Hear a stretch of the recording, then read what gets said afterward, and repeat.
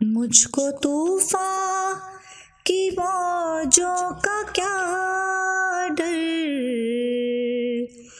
وہ گزر جائیں گی رخ بدل کر۔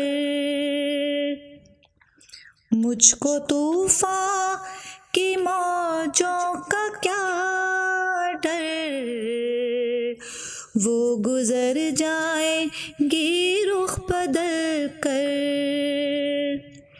نا خدا ہے میرے جب محمد، نا خدا ہے میرے جب محمد، کیسے ڈوبے گا میرا سفینہ،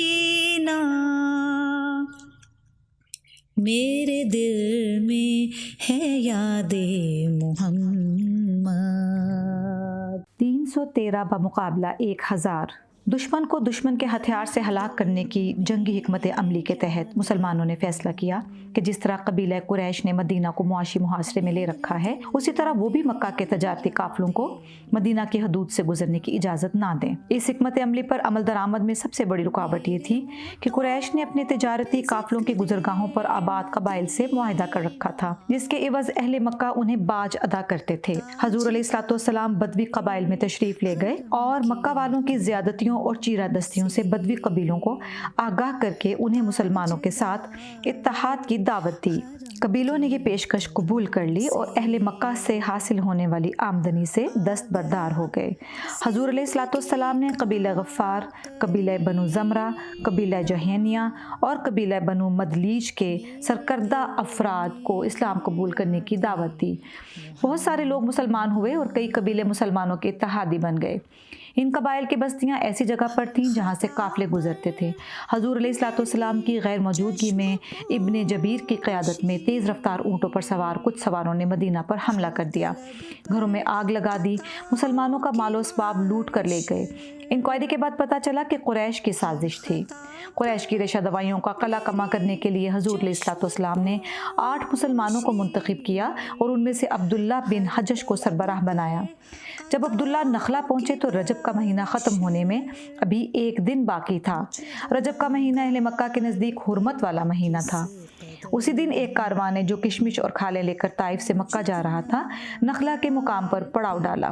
عبداللہ بن حجش نے کارواں کو روک لیا۔ اس قافلے میں قریش کے 4 افراد شامل تھے۔ ان افراد میں سے ایک مارا گیا، 2 اسیر ہو گئے اور ایک بھاگ نکلنے میں کامیاب ہو گیا، اور مسلمانوں نے قافلے کا سارا مال اور مویشی اپنے قبضے میں لے لیے۔ مکہ میں صدائے اعتراض بلند ہوئی اور مدینہ کے بت پرست یہودیوں نے بھی احتجاج کیا اور حضور علیہ الصلوۃ والسلام کے خلاف الزام تراشی کی مہم شروع کر دی کہ مسلمانوں نے رجب کے مہینے میں کارواں پر حملہ کر کے دیرینہ قوانین کی خلاف ورزی کی ہے۔ عبداللہ بن حجش مال غنیمت لے کر آئے تو مسلمان بھی شبہ میں پڑ گئے۔ سیدنا حضور علیہ الصلوۃ والسلام بھی غمگین و ملول ہوئے۔ آپ صلی اللہ علیہ وسلم نے حکم دیا کہ سارا سامان ایک جگہ جمع کر دیا جائے اور کوئی اسے ہاتھ نہ لگائے جب تک کوئی فیصلہ نہ ہو۔ اس موقع پر سورہ بقرہ کی آیات نازل ہوئیں۔ آپ سے حرمت والے مہینوں کے بارے میں پوچھتے ہیں، آپ کہہ دیجئے کہ اس ماہ میں لڑائی کرنا بڑا گناہ ہے، مگر اللہ کی راہ روکنا اور خدا سے کفر کرنا اور مسجد الحرام میں داخلے پر پابندی لگانا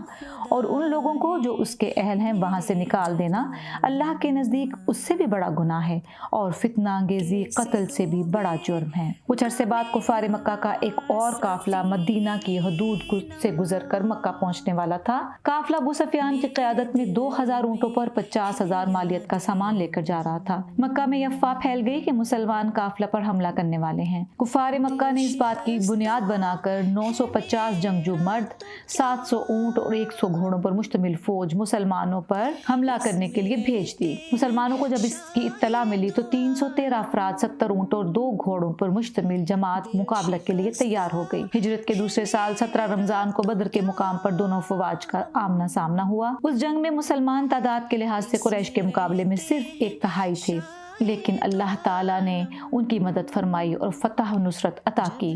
قریش کی فوج کا سپہ سالار ابو جہل اس جنگ میں ہلاک ہوا۔ جنگ بدر میں مسلمانوں کی کامیابی کا تذکرہ قرآن نے ان الفاظ میں کیا ہے: سو تم نے ان کو نہیں مارا لیکن اللہ نے مارا، اور تو نے نہیں پھینکی مٹھی خاک جس وقت پھینکی تھی لیکن اللہ نے پھینکی، اور کیا چاہتا تھا ایمان والوں پر اپنی طرف سے خوب احسان، تحقیق اللہ ہے سنتا جانتا۔ سورہ الانفال۔ جنگ بدر میں مسلمانوں کی فتح کی خبر مکہ پہنچی تو اہل مکہ نے ایک اور جنگ کے ذریعے مسلمانوں سے بدلہ لینے کا فیصلہ کر لیا۔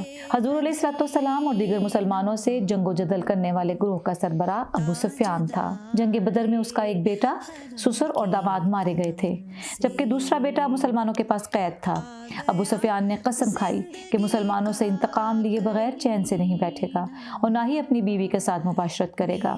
ابو سفیان کی بیوی نے بھی قسم کھائی کہ اگر اس کے بیٹے، باپ اور بھائی کا قاتل اس کے ہاتھ لگ جائے تو وہ اس کا کلیجہ چبا لے گی۔ اس نے یہ بھی اعلان کیا کہ اگر اس کے بیٹے، باپ اور بھائی کے قاتل کئی لوگ ہوئے تو وہ ان سب کے کان، ناک اور زبان کاٹ کر ان کا ہار بنائے گی، اور جس دن اسلام کو شکست ہوگی تو وہ یہ ہار گلے میں ڈال کر میدان جنگ میں ناچے گی۔ جنگ بدر کے بعد حضور علیہ الصلوۃ والسلام کی بڑی صاحبزادی دنیا سے رخصت ہو گئیں۔ ابھی حضرت رقیہ رضی اللہ تعالی عنہا کو فوت ہوئے تھوڑا ہی عرصہ گزرا تھا کہ رسول اللہ صلی اللہ علیہ وسلم کو ایک اور صدمہ برداشت کرنا پڑا۔ ان کا پہلا نواسہ اور ان کی دوسری بیٹی حضرت زینب رضی اللہ تعالی عنہا بھی اللہ کو پیاری ہو گئیں۔ حضور علیہ الصلوۃ والسلام نے اہل مدینہ کے لیے ایک بنیادی آئین مرتب کیا تھا، جس کی ایک شق یہ تھی کہ مدینہ کے یہودی مسلمانوں کے خلاف اہل مکہ سے گٹھ جوڑ نہیں کریں گے، لیکن یہودیوں نے اس آئین کے خلاف ورزی کی اور ان کے کچھ شاعر مدینہ سے نکل کر مکہ پہنچ گئے تاکہ اہل مکہ کے جذبات کو مشتعل کریں اور انہیں مسلمانوں سے لڑنے پر اکسائیں۔ مدینہ کے یہودی شاعر ایسے وقت پر مکہ پہنچے جب وہاں مسلمانوں کے خلاف غضب و انتقام کی آگ بھڑک رہی تھی۔ قریش کے سرداروں نے یہ اعلان کروا دیا تھا کہ مکہ کا کوئی شہری جنگ بدر کے مرنے والوں پر آنسو بہائے گا تو وہ خواہ مرد ہو یا عورت، اسے شہر اور قبیلے سے نکال دیا جائے گا۔ جنگ بدر میں ابو جہل کی موت کے بعد مکہ میں 3 افراد پر مشتمل ایک تنظیم قائم ہوئی، جس میں ایک ابی لہب، دوسرا ابو سفیان اور تیسرا صفوان بن امیہ تھا۔ ان تینوں نے یہ عہد کیا کہ جب تک اسلام ختم نہیں ہو جائے گا ہم چین سے نہیں بیٹھیں گے۔ جب سے مہماں ہوئے ہیں وہ دل میں، جب سے مہماں ہوئے ہیں وہ دل میں، دل میرا بن گیا ہے مدینہ، میرے دل میں ہے یاد محمد، میرے ہونٹوں پہ ذکر مدینہ، تاجدار حرم کے کرم سے آ گیا زندگی کا کرینہ، میرے دل میں ہے یاد محمد۔